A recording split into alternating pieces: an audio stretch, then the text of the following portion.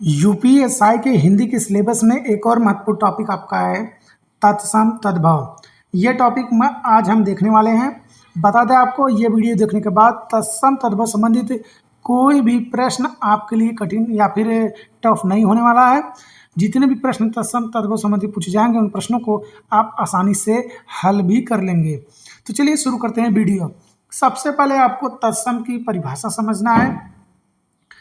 तत्सम कहते किसे हैं? तो तत्सम जो होता है ये दो शब्दों से मिलकर बना है, तत् प्लस सम। तत् का अर्थ होता है उसके, और सम का अर्थ आपको पता है समान। तो उसी के समान आगे परिभाषा देखिए, आप समझ जाएंगे। संस्कृत के वे शब्द जो हिंदी भाषा में बिना किसी परिवर्तन के प्रयोग किए जा रहे हैं उन्हें हम तत्सम के नाम से जानते हैं।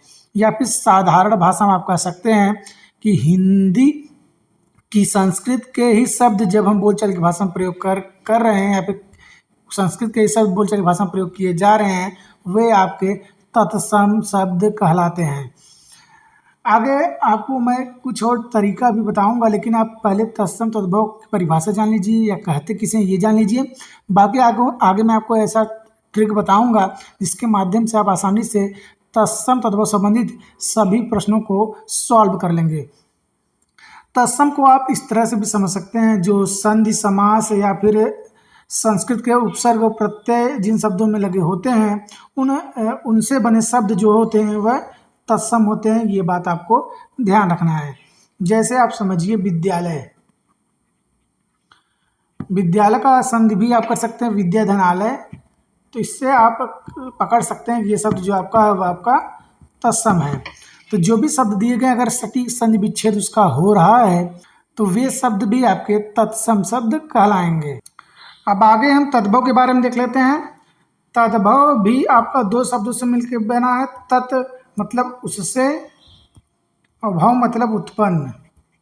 मतलब जो शब्द संस्कृत से उत्पन्न होकर आजकल की बोलचाल की भाषा में प्रयोग किए जा रहे हैं उन्हें हम तद्भव के नाम से जानते हैं। यहाँ पर देखिए लिखा है, तद्भव का अर्थ होता है हिंदी भाषा में प्रयोग किए जाने वाले संस्कृत के वे शब्द जिनका स्वरूप बदल गया है उन्हें हम तद्भव के नाम से जानते हैं। मतलब संस्कृत के बिगड़े हुए रूप को हम तद्भव के नाम से जानते हैं। मतलब साफ साफ समझिए, संस्कृत के शब्दों का जब बिगड़ा रूप हम प्रयोग करेंगे तो आपके तद्भव कहलाएंगे। आगे मैं आपको ट्रिक बताऊंगा, अभी आपको बस परिभाषा समझना है। तो चलिए अब हम उस ट्रिक को जान लेते हैं जिसके माध्यम से हम तत्सम तद्भव संबंधित प्रश्नों को आसानी से सॉल्व कर लेंगे। तो चलिए आइए ट्रिक को देख लेते हैं जो आपकी परीक्षा के लिए काफ़ी महत्वपूर्ण है। सबसे आसान ये ट्रिक है दोस्तों। इस ट्रिक के माध्यम से आप किसी भी प्रश्न को आसानी से तत्सम संबंधित तद्भव संबंधित हल कर लेंगे। आपको बस इतना समझना है कि जिन शब्दों में तालब विषय, मूर्धन्य स, इस तरह से आधा तय स, छ, त्र, ज्ञ, स्र और ढ, साथ में उड़ंतवर और विसर्ग और साथ में बिंदी या फिर कह सकते हैं अनुनासिक। इन शब्दों या वर्णों का प्रयोग हुआ हो जिन भी शब्द में आपको दिखाई दे हुए शब्द आपके तत्सम शब्द होंगे। प्रायः दोस्तों अपवाद कुछ जगह आपको देखने को मिल सकता है। प्रैक्टिस सेट आप उठाकर देख लीजिए, ये ट्रिक 100% लगभग काम करने वाला है। जैसे स से शाख, शौक आपका क्या है? तत्सम है। पूछा जाए निष्फल क्या है? मूर्धन्य स आया है, आपका तत्सम है। ये देखिए मत्स्य आपका क्या है? तत्सम है। छत्री या क्षीर क्या है? तत्सम है। त्र पत्र क्या है? तत्सम है। ज्ञानी क्या है? तत्सम है। श्रुतलेख क्या है? तत्सम है। कंकड़ क्या है? तत्सम है। इसी तरह से आप समझिए करपट क्या है? उड़ंतवर आया है, तत्सम है। अब आपको ये समझना है कि विसर्ग वाले शब्द भी आपके तत्सम शब्द कहलाते हैं। और अनुनासिक वाले शब्द भी, जैसे पंकज क्या है? तत्सम है। दुख क्या है? तत्सम है। तो आशा करते हैं तत्सम शब्द को पकड़ना आप अच्छे से जान गए होंगे। अगर हम तद्भव की बात करें कि तद्भव शब्द को किस तरह से हम पकड़ेंगे, तो तद्भव को अगर आप तत्सम समझ लिए हैं, तो तद्भव पकड़ना आपके लिए बहुत ज़्यादा सरल हो गया है। बस आपको एक बात ध्यान देना, जिन शब्दों में चंद्र बिंदु का प्रयोग हुआ हो वे आपके प्राय तद्भव शब्द ही होंगे। जैसे चांद, पूछा जाए क्या है, तो आंख मूंद कर आप तद्भव शब्द लगा देंगे। आंख क्या है? आंख मूंद कर आप तद्भव शब्द लगा दीजिए।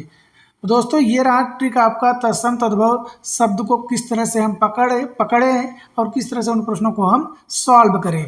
अब मैं आपको एक तरीका और बताता हूँ किस प्रकार तत्सम को तद्भव में बदला जाता है। लगभग दोस्तों 90% ये ट्रिक आपका काम करेगा।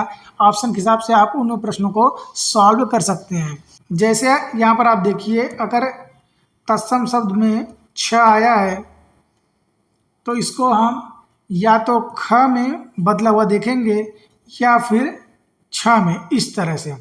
अगर मान लीजिए आपका लिखा हुआ है कोई शब्द क्षीर, तो क्षीर आपका तद्भव क्या होगा? खीर होगा। और अक्षर का आपका होगा अक्षर। इस तरह से आपका तद्भव शब्द बनेगा। और वहीं अगर तालाब विषय आया है तो इसका परिवर्तन किस में होगा? दंत स में। दंत स किस तरह से आपका शब्द है, तो ये तद्भव में क्या हो जाएगा? शब्द। इसी तरह से दोस्तों वह अगर है, वह का हो जाता है ब, मतलब वर्षा अगर दिया गया है तो आपका हो जाएगा बरसात। जैसे मूर्धन्य स आपका है, इसका परिवर्तन आपका होगा स में या फिर छ में। जैसे आपका मानुष लिखा रहेगा तत्सम, पूछेगा तद्भव क्या होगा, तो मानुष होगा। अगर आपको नहीं पता है तो लगभग 90% ये ट्रिक काम करने वाला है दोस्तों, आप प्रैक्टिस सेट उठाकर देख सकते हैं। इसी तरह अगर यह लिखा है तो यह का हो जाता है ज, मतलब योगी अगर है इसका हो जाएगा जोगी। तो दोस्तों ये रहा तत्सम तद्भव संबंधित आपका वीडियो। सभी डाउट एक ही वीडियो में क्लियर कर दिया गया है। अगर आपके मन में अब भी कोई डाउट हो कमेंट बॉक्स में आप पूछ सकते हैं। बाकी दोस्तों ये वीडियो आपके लिए रामबाण साबित होने वाला है। अगर आपके मन में अब भी कोई डाउट हो, फिर से कह रहा हूँ, आप कमेंट बॉक्स में ज़रूर पूछिए। तत्सम तद्भव संबंधित आपके मन में कोई भी डाउट नहीं रहना चाहिए। बाकी चैनल से जुड़े रहें अगले अपडेट तक। जय हिंद।